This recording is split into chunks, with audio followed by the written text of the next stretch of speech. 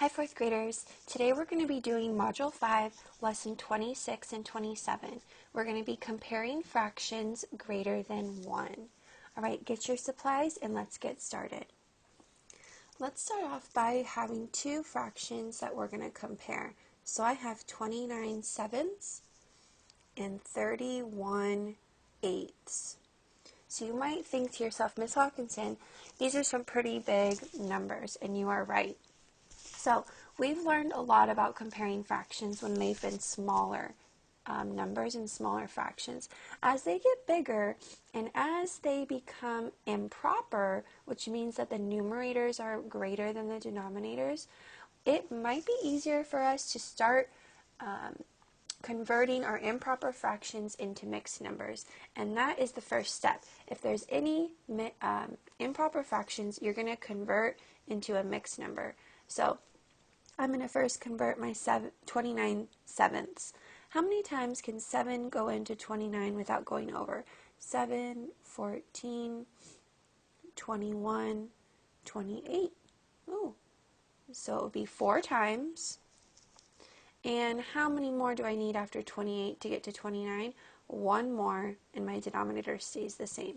So 29 sevenths can be thought of as 4 and 1/7.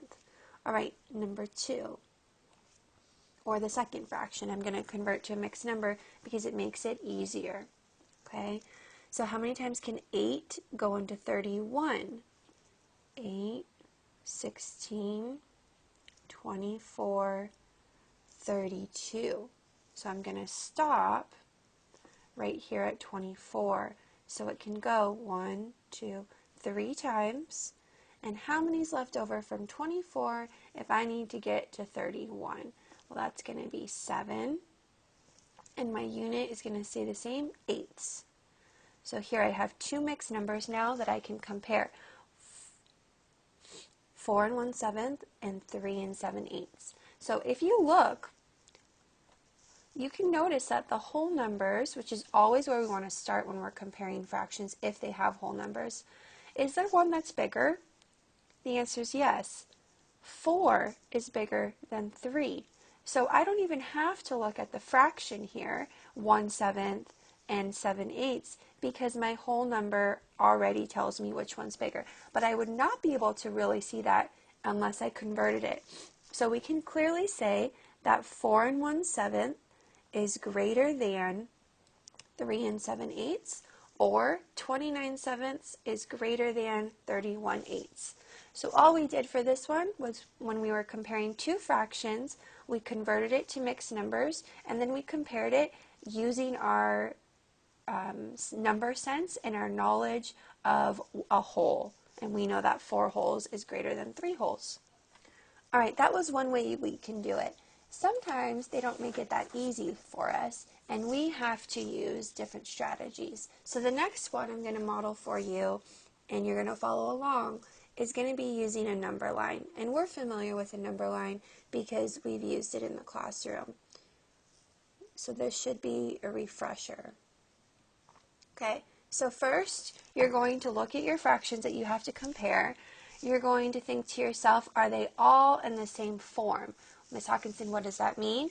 That means, are they all improper or mixed numbers? Well, 2 of them are mixed numbers. These 2 are, but this one over here is not. So I need to change that before I can get started. So I'm going to think to myself, how many times can 12 go into 29? Well, 12, 24, that's twice.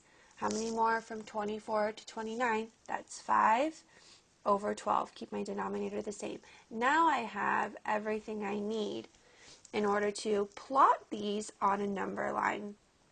Okay, and we're going to be using, when we're using a number line, we're going to do so without measuring exactly. Remember, sometimes we just use it as a tool to kind of plot and use our sensibility.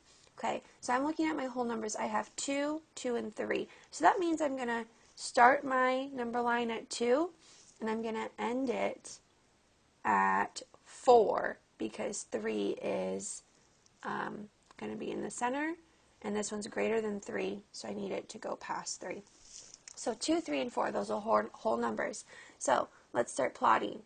if I have 2 and 7/8, that means it's going to be about here. It only needs one more to be a 3. So 2, 7/8. Okay? Next one, 3 and 1/6.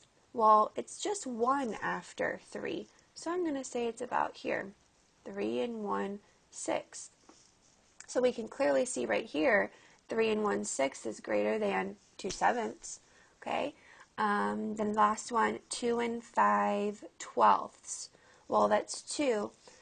5/12. Well, how much is a half? What's half of 12? It would be 6. So 6/12 would be a half. So that would be halfway. It's just less than the half. So I'm going to say it goes maybe about here. 2 and 5/12. Okay, and now we can also make a comparison. We know that 2 and 7/8 is greater than 2 and 5/12. So our whole sentence here can be rewritten. 2 and 5/12 is less than 2 and 7/8, and that is less than 3 and 1/6. And you can also read it backwards. 3 and 1/6 is greater than 2 and 7/8. 2 and 7/8 is greater than 2 and 5/12. All right, fourth graders, so I've taught you, or I've shown you, how you can compare fractions by having the same mixed number or improper fraction as your base. Okay, so the first step is most likely to convert into a mixed number because it makes it a little bit easier. Okay, then you choose a strategy to use. So that can be a number line, that can be tape diagram, that can be using your reasonability. So how many more is this fraction than this fraction, comparing the numerators or the denominators like we did in class. Or you can convert the numerators or denominators into the same number by using multiplication. So convert into a mixed number, then to choose a strategy. So let's do a couple more. 5 and 3/4 and 5/3/8. Well, this one, let's see, do I need to convert to a mixed number? Nope, it already is. They both have 5, so now I'm just looking at the fraction part. Would I rather have 3 out of 4 pieces of pizza or 3 out of 8? Remember, the bigger the denominator, the smaller the pieces. Well, then that's easy. I would rather have 3/4 out of 3/8 because 3/8 is going to be smaller. So with that one, I used my knowledge of fractions and what I know how many pieces that needed to make a whole. All right, let's try this next one. 5 and 2/5 and 5 and 8/10. Well, again, let's check. They already give us a mixed number. Our whole numbers are the same, so we have to look at the fractions now. So 2/5 or 8/10. Well, remember, what is our knowledge of a half? What is half of 5? It would be about 2.5. So this is less, 2 is less than that. So 2/5 is less than a half. Now let's look at 8/10. What is half of 10? It would be 5. 8 is greater than 5. So 8/10 is greater than a half. 2/5 is less than a half. So we can say 5 and 8/10 is greater. All right, let's look at another one. 7/2 compared to 7/3. So remember, our numerators tell us how many pieces of the specific unit. Okay, so we have 7/2 and we have 7/3. Well, what's greater?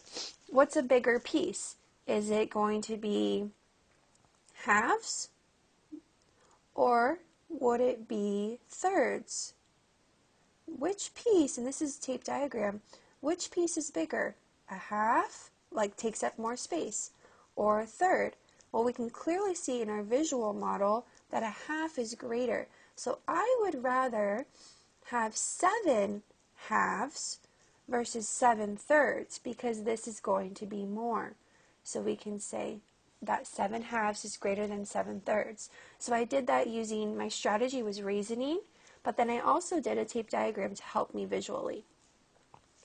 Okay, next one, 5 and 2/3 compared to 5 and 9/15. Okay, So this one's a little bit tricky. Let's start with the first step, convert to mixed number. Well, it already is a mixed number. Okay, the second step would be to choose a strategy.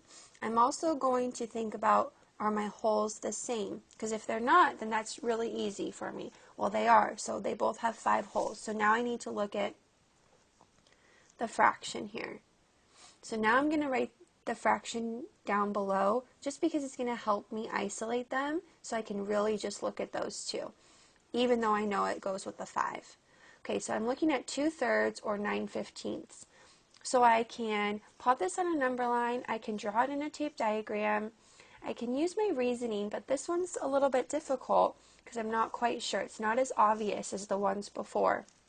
So for this strategy, I'm going to use common denominators. So remember, with common denominators, we want to make our denominators the same so it's really clear which one is bigger. Okay, so how do I do that?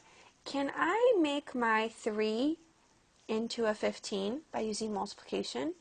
Or can I make my 15 into a 3 by multiplication? Well, no, that would be the opposite. That would be division. So I want to stick with multiplying. Okay, so 3 can become 15. 15 is a multiple of 3, so I have to multiply it by what number? 3 times what is 15? Well, 3 times 5 is 15. So remember, we have to multiply that by the numerator and the denominator.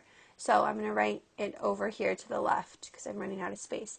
So 2 times 5 is 10, and 3 times 5 is 15. Now, for 4th graders, I want you to look. I have a fraction that has a common denominator. So now I'm comparing 10/15 to 9/15. And look at that. It was super close to each other. So which one's greater? 10 out of 15 or 9 out of 15? 10 out of 15. So we know that 10/15 is greater. That means 2/3 is greater. And that belongs with this fraction. 5 and 2/3 is greater than 5 and 9/15, but only by 1 fractional unit. Only by 1. 10 is only 1 more than 9/15.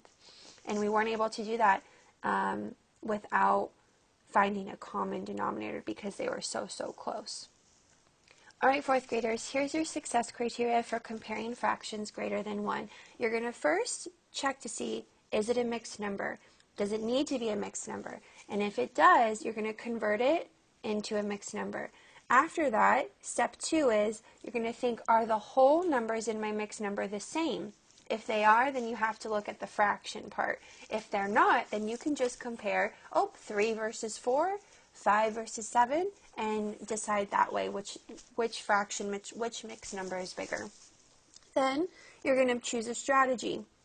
So you might draw a tape diagram, you might do the number line, you might use reasoning and logic. Like for the example, if I said you have 2 mixed numbers, maybe you have 2 and 3/4 and 1 and 5/6. Well, 2 is bigger than 1, so 2 and 3/4 would be bigger. That's using reasoning and logic.